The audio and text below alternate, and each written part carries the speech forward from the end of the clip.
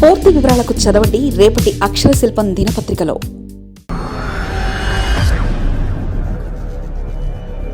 చంద్రబాబును మించిన వ్యూహం చేస్తూ జమిలీ ఎన్నికల నాటికి గట్టి ప్లాన్. పవన్ స్కెచ్ పూర్తిగా మారనుందట. రాజకీయ పార్టీలలో అలా జరిగితే రాజకీయాల్లో వ్యూహాలు ప్రతి వ్యూహాలు ఎన్నో ఉంటాయి. అయితే ఆంధ్రప్రదేశ్ రాష్ట్ర రాజకీయ చాణక్యుడిగా చెప్పుకునే చంద్రబాబును మించి మరో రాజకీయ నేత ఇప్పుడు రాజకీయ తెర మీద కనిపిస్తున్నారు. రాజకీయాల్లో వ్యూహాలు పన్నడంలో కానీ, దేశ రాజకీయాల్లో చక్రం తిప్పడంలో కానీ ఇదివరకు చంద్రబాబు నాయుడు మాత్రమే చేసిన పని. ఆయన కోసం ఆ మాటలు కూడా వాడేవారు. కానీ ఇప్పుడు ఆ మాటలు పరిస్థితులు మారిపోయాయి. ప్రస్తుతం దేశ రాజకీయాల్లో చక్రం తిప్పుతున్న నేతగా ఇంకొక నేత పేరు వినిపిస్తుంది. ఆయనే పవన్ కళ్యాణ్. దేశ రాష్ట్ర రాజకీయాల్లో ప్రస్తుతం పవన్ కళ్యాణ్ తనకంటూ ఒక సుస్థిర స్థానాన్ని ఏర్పరచుకున్నారు. దేశంలో కీలకమైన నేతగా మారుతున్నారు. అలాగే రాష్ట్ర రాజకీయాల్లో కూడా తనకంటూ ఓ ప్రత్యేకమైన స్థానాన్ని పవన్ కళ్యాణ్ ఏర్పరచుకున్నారు. ఇక ప్రస్తుతం పవన్ కళ్యాణ్ వ్యూహాత్మక అడుగులు వేస్తున్నారు. జనసేన అధినేత పవన్ కళ్యాణ్ పూర్తి ఫామ్ లో ఉన్నారు. సినీ రంగంలో వెలిగిపోయినట్లుగా రాజకీయ రంగంలో 2024 ఎన్నికల తర్వాత ఆయన పవర్ స్టార్ అయ్యారు. పవర్ కావాలంటే పవన్ వెంట ఉండాలన్న నినాదాన్ని ఆయన వెంట పెట్టుకుని తిరుగుతున్నారు. ఇది ఆయనకు వెన్నంటి ఉన్న కాపు సామాజిక వర్గం కావచ్చు, అభిమానులు కావచ్చు, ఆయనకు జనంలో ఉన్న క్రేజ్ కావచ్చు. పవన్ కళ్యాణ్ పక్కనుంటే చాలు గెలుపు తథ్యమన్న భావన రాజకీయ పార్టీలో నెలకొంది. పవన్ కళ్యాణ్ వదులుకునేందుకు బహుశా కూటమిలోని ఏ పార్టీ సిద్ధంగా లేదు. 10 కాలాల పాటు అధికారంలో ఉండాలంటే పవన్ సహకారం అవసరమన్న నమ్మకంతో నేతలున్నారు.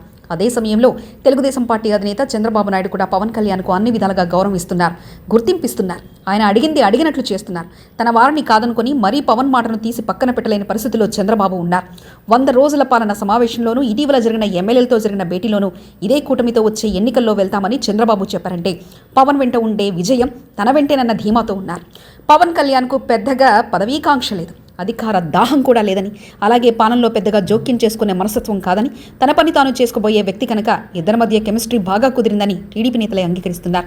ఇక కూటమిలోనూ మరొక పార్టీ బీజేపీ పవన్ కళ్యాణ్ను కేవలం ఆంధ్రప్రదేశ్కు పరిమితం చేసి చూడడం లేదు. దక్షిణాది రాష్ట్రాలకు తమ పార్టీకి ముందు భవిష్యత్తు నేతగా భావిస్తుంది.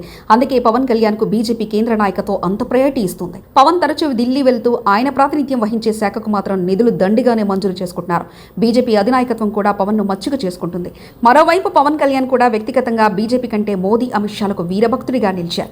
వారిద్దరిని అమితంగా ప్రేమించే పవన్ కళ్యాణ్ వారిని వదులుకొని వేరు కుంపటి పెట్టుకునే ప్రయత్నం చేయరనేది అంతే వాస్తవం. అందుకే జమిలీ ఎన్నికలు 2027 ఎన్నికల్లో జరుగుతాయనే ప్రచారం జరుగుతుంది. అదే జరిగితే పవన్ కళ్యాణ్ పంట పండినట్లే. ఎందుకంటే ముందు వచ్చిన ఎన్నికల్లో పవన్ కళ్యాణ్ ఈసారి అత్యధిక స్థానాలను కూటమి పార్టీ నుంచి తెచ్చుకునే అవకాశం ఉంది. మొన్నటి ఎన్నికల్లో 21 అసెంబ్లీ నియోజకవర్గాల్లోనూ 2 పార్లమెంట్ స్థానాలకే పరిమితమైన జనసేనాని ఈసారి మాత్రం అంతకు రెట్టింపు స్థానాలను కోరే అవకాశం ఉంది. అందుకే జనసేనలోకి పార్టీ నేతలు చేర్చుకుంటున్నారని అంటున్నారు. టీడీపీ నుంచి కూడా పెద్దగా ఇబ్బంది ఉండకపోవచ్చని అంటున్నారు. కనీసం 50 స్థానాలకు పైగానే ఈసారి పోటీ చేయాలన్న ఉద్దేశంతో ఆయన ఉన్నారని తెలిసింది.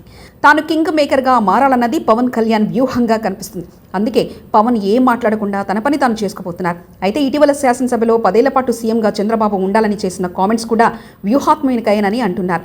ఏపీ రాజకీయాల్లో ఆసక్తికరమైన పరిణామాలు జమిలీ ఎన్నికల తర్వాత చోటు చేసుకుంటున్నాయన్న అభిప్రాయం మాత్రం బలంగా వినిపిస్తుంది. మరిన్ని కథనాల కోసం సబ్స్క్రైబ్ చేసుకోండి మీ అక్షర శిల్పం.